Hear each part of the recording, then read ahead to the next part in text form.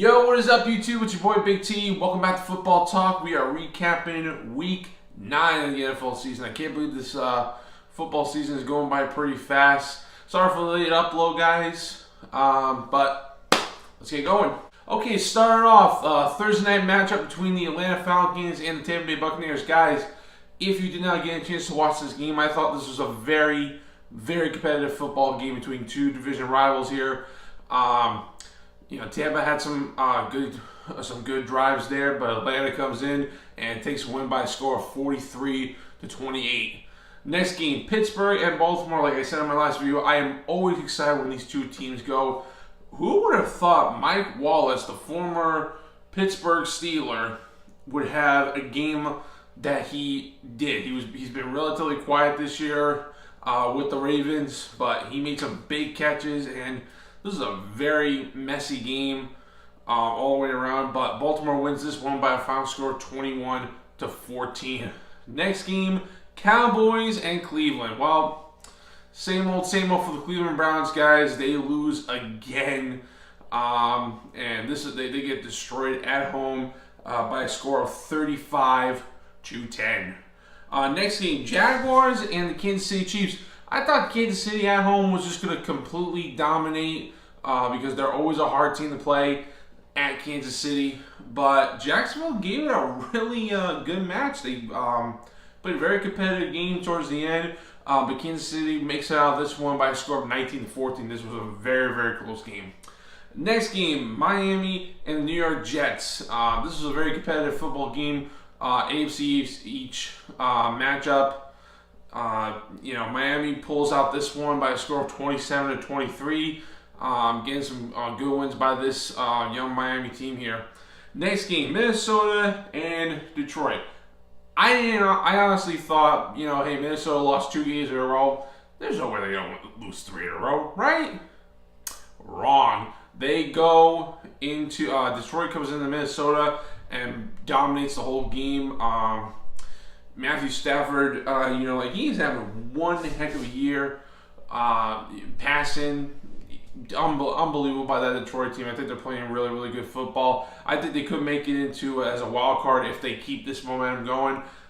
They win this one and upset Minnesota by a score of 27-16. That's 3 in a row for Minnesota. So, like I said in my previous videos, it's only a matter of time before this team starts,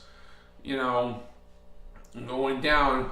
Possibly that's going on right now. Next game, Philly and the New York Giants. Once again, this was an unbelievable matchup. Philly and New York, always a competitive game for years.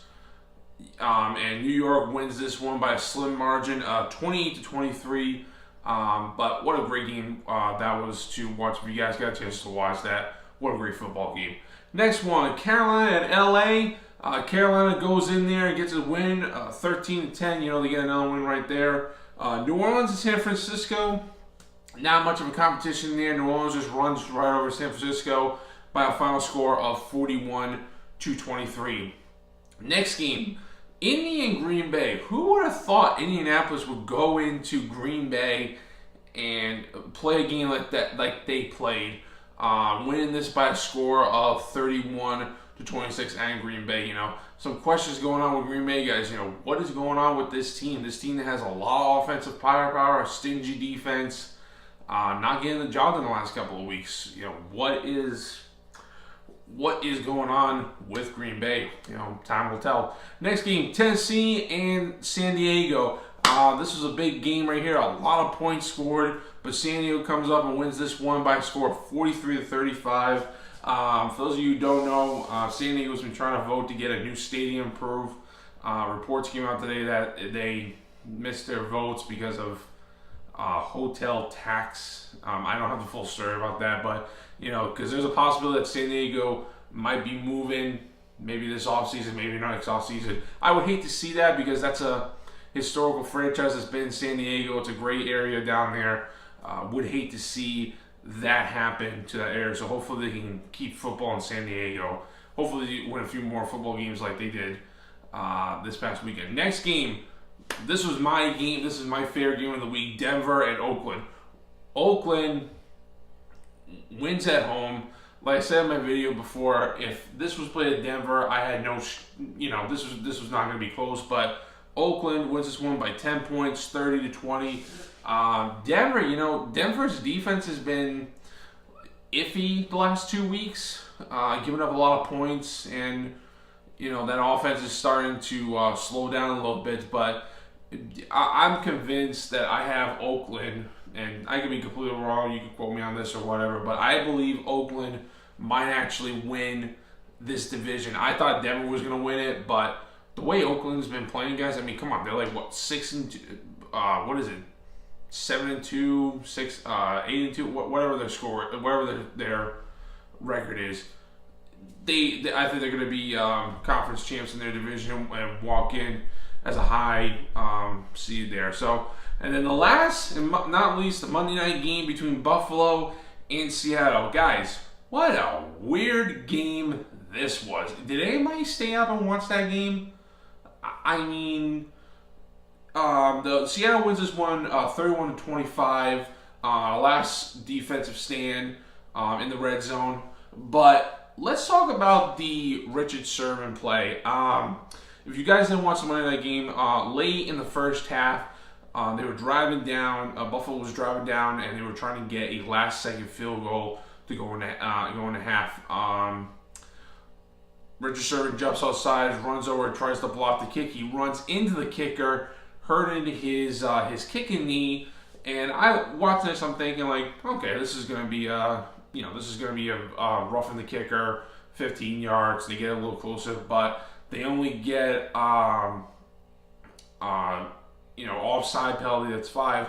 But then the trainers that came out for Buffalo, because he got hurt by rule, he had to go out for a play, which Buffalo was not too.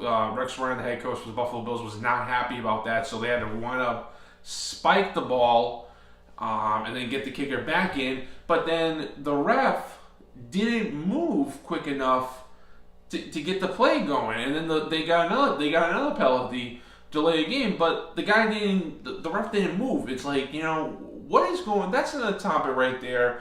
But first of all, that's gonna wrap up the scores. We'll get to my predictions for week 10 in a minute, but I want to talk a little about the referees. Guys, the problem I have, I'm getting a little upset with referees in football. I really am, because what we think might be a call, it's not called. The problem is there's no consistency in this game, and that's why it's somewhat frustrating. As a football fan, it's frustrating to watch games sometimes, because I don't know what's a penalty anymore, or I don't know what's a roughing the passer anymore, or offsides, or face masks, or pass interference. I don't know anymore, and it's frustrating. I kind of hope that the NFL would really start.